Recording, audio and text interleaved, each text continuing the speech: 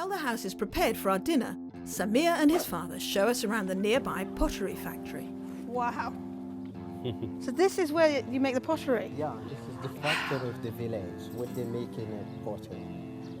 It's amazing. And that's from the kilns? Yeah, this is the From the smoke oven? of the oven. Wow. Can we go and see how it works and what's happening?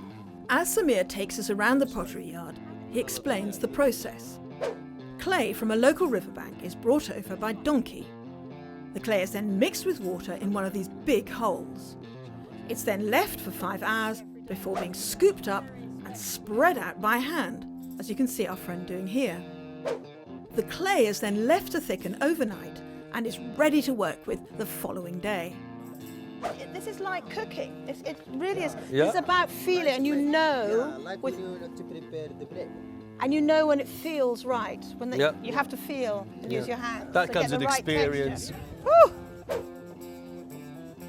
This is so skilled, and you don't realise. I think he makes it look easy, but you don't realise how difficult this is until you try it yourself. And a couple of years ago, because I'm passionate about Yeah, I know. hand-thrown pottery, I know. absolutely passionate.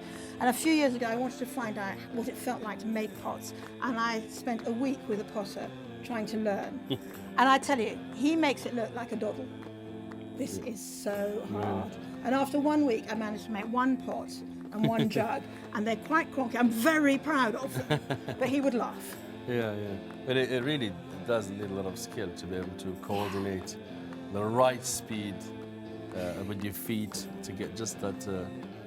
And also to control the clay. He's in charge of the clay. And when you first begin to learn, the clay is in charge. And he's tamed it.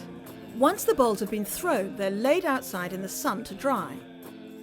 After 24 hours, rough edges are smoothed off and mouldings or patterns are added before leaving them to dry for a final 3 days.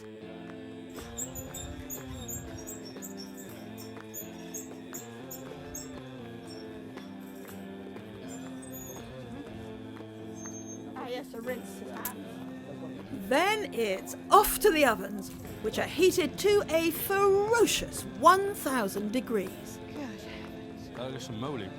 This is the oven, as you say. They are a traditional oven. You can't see. Samir explains that the ovens are made on 2 levels. The bottom level is for the fire and the top for the pottery, with only a small hole between the two for heat. And, as importantly, another hole at the top to let the copious smoke escape.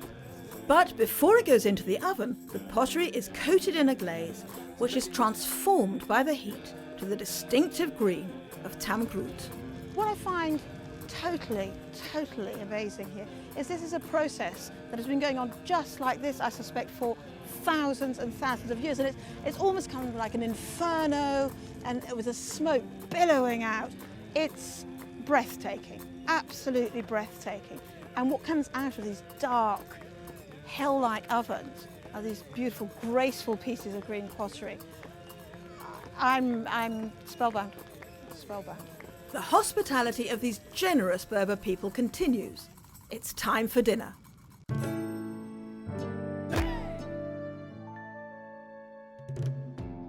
Our meal of chicken, vegetables and dejo omelette is piled up over a mound of couscous in classic Moroccan style.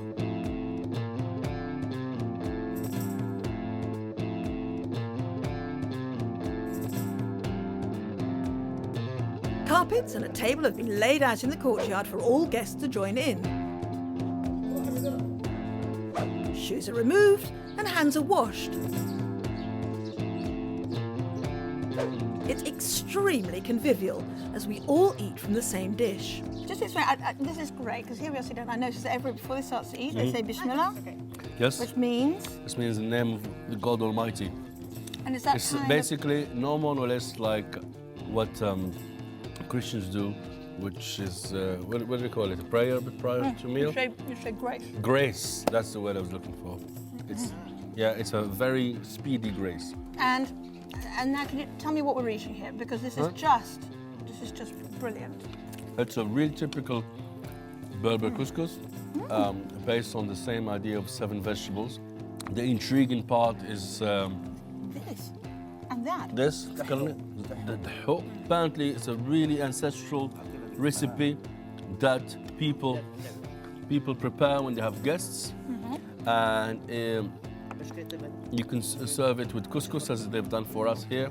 Or sometimes they make it like a, like a starter, like a little omelette, I don't know quite how to describe it because it's not like an omelette. It's like nothing I've ever tasted before. It's delicious.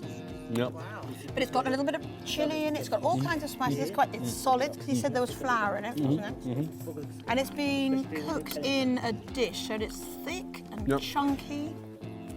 The reason we've got that shape it's been trapped in a little plastic bag to give it a shape, and then I think it's been steamed. It almost tastes as if there's something meaty in there as well. What's in the... A bit of fat, a bit of equivalent for lard. Right, so it'd be sort of rendered down. Would that be lamb fat? شحمة ديال الغلمي. Yeah, that's right.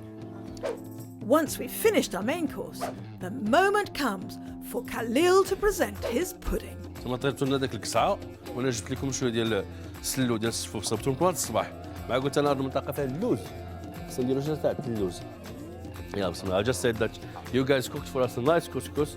I thought this morning to use something that is locally produced, i.e. the almonds, and we'll try all together. بسم الله. ذوقوا قولي ايش كنت. I will put it in a plate or try it directly there. Oh, Very, very nice. very, very nice. Good. Very rich, huh? It's very rich. That's aniseed scent just floating through. It's delicious. And it's surprisingly firm. It's really quite hard now, isn't it?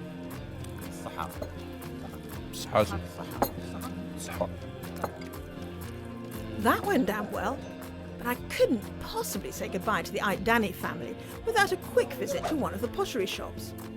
Well, it would be rude not to, wouldn't it? But there's still one last thing to see before trekking back to the hotel. So, here we are, standing in front of the famous Timbuktu sign in Zagora, lit by our car headlights, because we arrived rather late. Which had absolutely nothing to do with the amount of time I spent in the pottery shop. Honest.